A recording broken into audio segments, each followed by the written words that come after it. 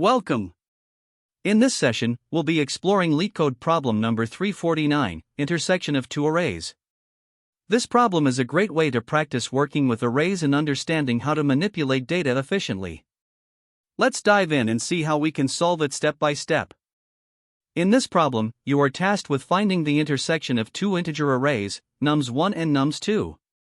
This means we need to identify the elements that are common to both arrays. The result should be an array containing these common elements, but with two important conditions. First, every element in the result must be unique, and second, the order of the elements in the result does not matter. For example, if we are given nums1 as 1, 2, 2, 1, and nums2 as 2, 2, the output should be 2. Here, 2 is the only common element. Even though it appears multiple times in both arrays, we only include it once in the result because duplicates are ignored. Now, let's look at another example.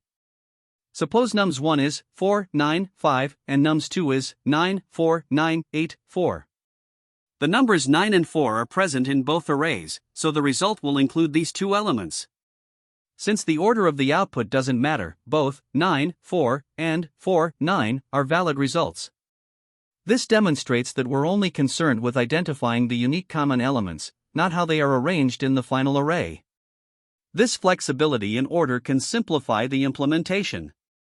Here's an edge case to consider. If nums1 is 1, 2, 3, and nums2 is an empty array, there are no common elements between the two arrays because one of them is empty. In such cases, the result should be an empty array as well. This highlights the importance of handling cases where one or both of the input arrays have no values.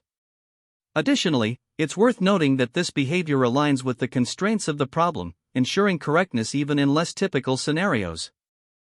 Finally, let's summarize some important notes and edge cases. The output array must always contain unique elements only, even if duplicates are present in the input arrays. The order of the elements in the result is irrelevant, so any permutation of the correct values is acceptable. If either array is empty, or if there are no common elements between the two arrays, the result should be an empty array. It's also crucial to handle large arrays efficiently, especially when input sizes or values approach the upper limit of the constraints. These key points will guide you in developing a robust and efficient solution to the problem.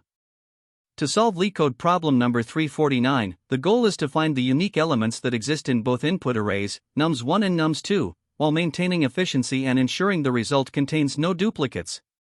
One initial approach considered is the brute force method. The idea here is simple. For each element in nums1, check if it exists in nums2. If it does and hasn't already been added to the result, include it. This can be implemented by using nested loops to compare every element of nums1 with every element of nums2, while using a separate data structure, like a list or set, to ensure uniqueness in the result. However, this approach is highly inefficient for larger arrays since its time complexity is n squared, in the worst case, where n is the size of the larger array. Although straightforward to implement, the computational cost makes this a poor choice for larger datasets. A more efficient alternative is the optimized approach using hash sets. Here, we leverage the ability of hash sets to perform fast lookups.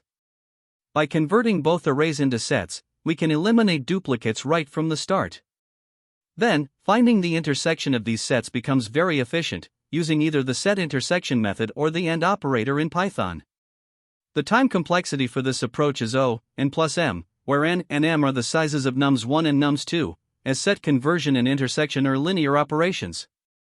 This method not only simplifies the implementation but also provides a significant boost in speed compared to brute force. The optimized approach using hash sets is efficient and easy to implement, but it does require additional space to store the sets. Another method to consider is the two-pointer approach, which works well when the input arrays are sorted. Here, the intuition is that intersection can be efficiently determined by simultaneously traversing both arrays with two pointers. First, we sort both arrays, which has a time complexity of n log n plus m log m. Then, using two pointers, we iterate through the arrays to find common elements. By skipping duplicates, we ensure the result remains unique. While this method reduces the need for additional data structures, its efficiency is dependent on the sorting step, which adds overhead. Furthermore, sorting modifies the input arrays unless we create copies, which could be undesirable in certain cases. Considering these trade-offs, the hash set approach remains the preferred strategy due to its simplicity and the elimination of sorting overhead. Let's highlight the key observations that make this approach particularly effective. Identifying common elements is perfectly suited for hash sets because of their constant time lookup performance. Additionally, converting arrays to sets inherently removes duplicates, simplifying the implementation. Python's built-in set operations, such as intersection, are highly optimized, further enhancing the efficiency of this method. The hash set approach was chosen because it is the simplest and most efficient solution for unsorted input arrays. Its time complexity of O(n plus m) is significantly better than the O(n squared) complexity of the brute force method. It also avoids the sorting overhead required by the two-pointer approach, which is especially advantageous when working with large arrays or when sorting is not desirable. While the hash set approach does require extra space to store the sets, this trade-off is acceptable given the substantial time savings. When comparing the three approaches, the brute force method is exponentially slower for larger inputs, making it impractical for most use cases. The two-pointer method is efficient in terms of time, but its reliance on sorting introduces additional complexity and potential modification of the input data. The hash set approach strikes the best balance between time efficiency, space usage, and implementation simplicity. By leveraging the natural strengths of hash sets, such as constant time lookups and built-in operations for intersection, this method provides a clean and effective solution to the problem. Overall, the hash set approach offers the optimal combination of clarity, speed, and practicality, making it the most logical choice for solving this problem. In this problem, we are tasked with finding the unique elements that appear in both of the input arrays, nums1 and nums2. The result must only contain distinct values, and the order of these elements doesn't matter. To achieve this efficiently, we will use a hash set-based approach. The first step is input validation. If either nums1 or nums2 is empty, there's no intersection possible, so we immediately return an empty list. Next, we initialize two hash sets. The first one, set1, will store all unique elements from nums1, and the second, intersection, will hold the elements that are common to both arrays. This ensures we handle uniqueness and intersection efficiently. Once the data structures are set up, we start populating the first hash set, set1, by iterating through each element in nums1 and adding it to the set. This guarantees that only unique elements from nums1 are stored. Next, we find the intersection by iterating through each element in nums2. For each element, we check if it exists in set1. If it does, we add it to the intersection set. By using a set, we automatically handle duplicates, so we don't need any additional checks. Once all elements have been processed, we convert the intersection set to a list, as the problem requires the result to be in list format. Finally, we return this list as our result, which contains all unique intersection elements. Now, let's discuss why hash sets are used in this solution. Hash sets provide an average time complexity of O(1) for both insertion and lookup operations, making them incredibly efficient for our needs. They also inherently ensure uniqueness, so we don't need to manually filter out duplicate values. Another advantage is that order does not matter in the result, which aligns naturally with how sets store elements.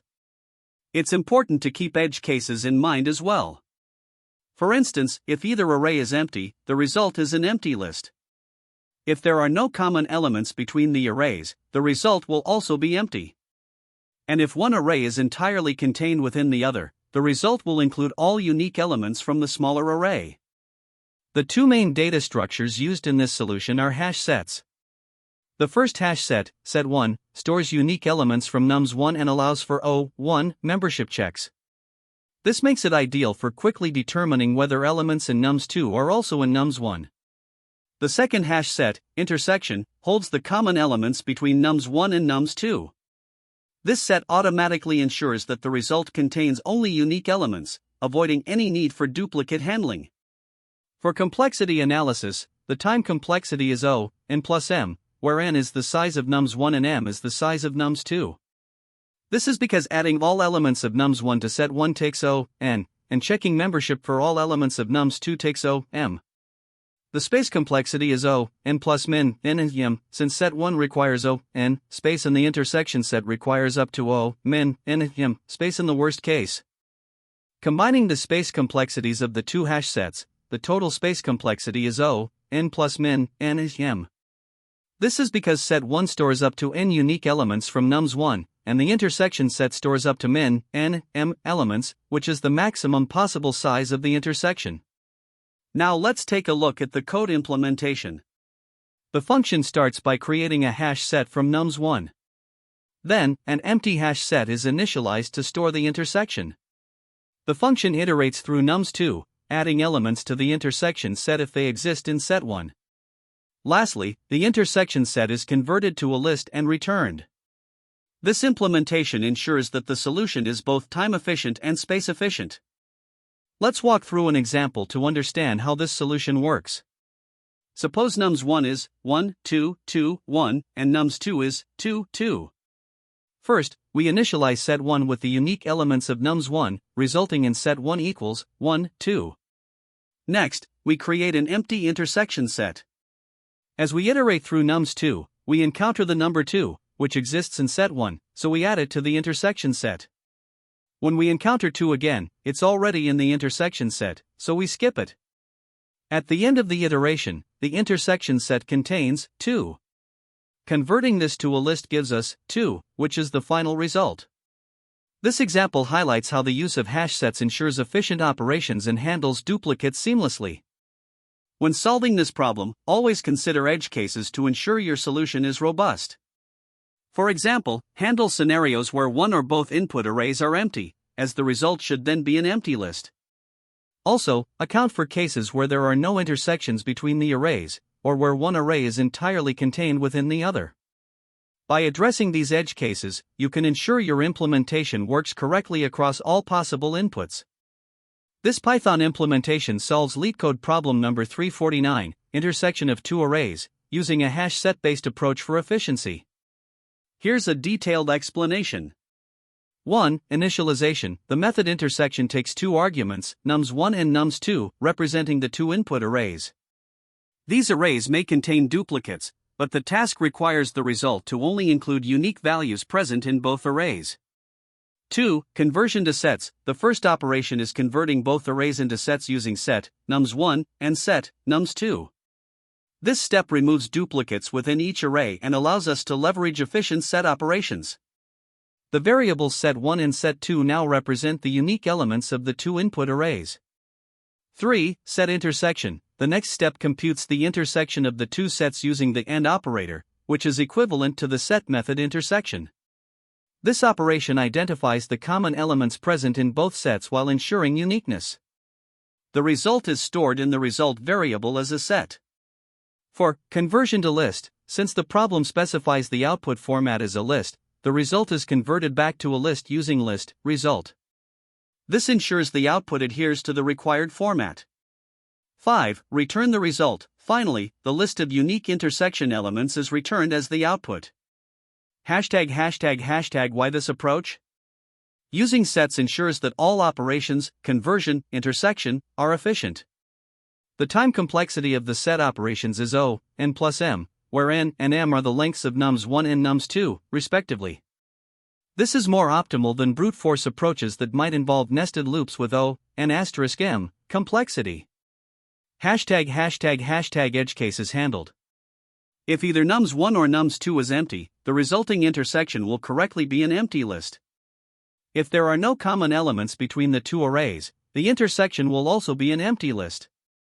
The implementation naturally handles cases involving duplicates within the input arrays, as the set conversion removes them. This concise and efficient solution directly addresses the requirements of the problem while maintaining clarity and simplicity. Here, we start implementing the solution in Java. The goal is to find the intersection of two arrays, and we use sets to handle this efficiently. First, we import the java.util** package to access the hash set class.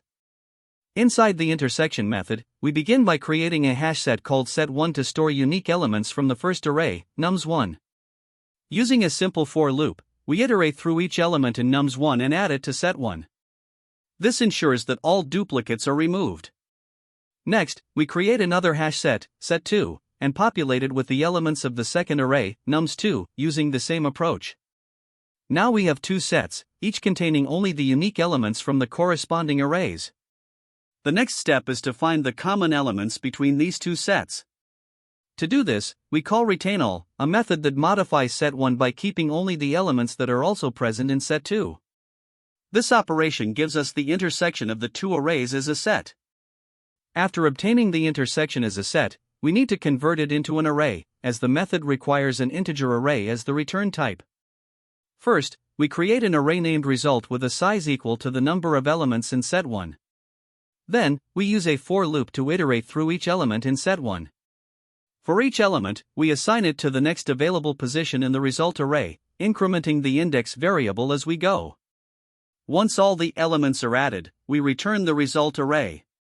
This completes the implementation, providing a clear and efficient solution to the problem using sets to handle duplicates and streamline the intersection process.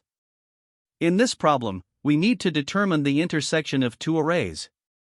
The goal is to return the unique elements that are present in both arrays.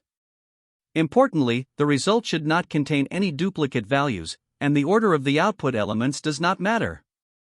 To solve this, we use a Python solution that takes advantage of sets. First, we convert both arrays into sets, which automatically removes duplicates. Then, we use the set intersection operator, represented by the ampersand symbol, to find the common elements between the two sets. Finally, we convert the resulting set back into a list, as the problem specifies that the output should be in list format. This approach is both straightforward and efficient, leveraging the properties of sets to simplify the process of finding the intersection. Now, let's walk through an example to see how the solution works step by step. Suppose we have two input arrays, nums1 containing 1, 2, 2, 1, and nums2 containing 2, 2. First, we convert nums1 into a set, which removes duplicates and results in set1 equals 1, 2. Similarly, converting nums2 into a set gives set2 equals 2. Next, we find the intersection of these two sets by computing set1 and set2, which results in 2 as the only common element. Finally, we convert this set back into a list, producing the output 2. This demonstrates how the solution efficiently handles duplicate values and returns the correct result. Let's consider another example to explore a case where there is no intersection between the two arrays. Here, nums1 equals 4, 5, 6, and nums2 equals 7, 8, 9.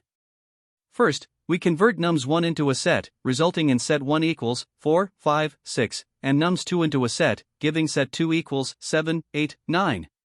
When we compute the intersection of these two sets using set1 and set2, the result is an empty set, as there are no common elements between the arrays. Finally, converting this empty set back into a list gives the output. This example highlights how the solution correctly identifies cases with no overlapping elements. Next, let's look at an example with larger input arrays that have some overlapping elements. Here, nums1 equals 1, 2, 3, 4, 5, and nums2 equals 4, 5, 6, 7, 8. First, converting nums1 into a set results in set1 equals 1, 2, 3, 4, 5, and converting nums2 into a set gives set2 equals 4, 5, 6, 7, 8. To find the intersection, we compute set1 and set2, which produces 4, 5, as these are the common elements between the two sets. Finally, we convert this set into a list, resulting in the output 4, 5. Note that the order of elements in the output may vary because sets are unordered in nature. This example shows how the solution efficiently handles larger inputs while preserving correctness. To summarize, this solution leverages the unique properties of sets to simplify the problem of finding intersections. By converting the input arrays to sets, we automatically remove duplicates, ensuring that only unique elements are considered. The intersection operation, performed using the AND operator, efficiently identifies common elements between the two sets. Finally, converting the resulting set back into a list ensures that the output meets the problem's requirements. In terms of complexity, the time complexity is O, n plus m, where n and m are the lengths of the input arrays, as converting arrays to sets and finding the intersection are efficient operations. The space complexity is also O, n plus m, as we store the sets and the resulting intersection.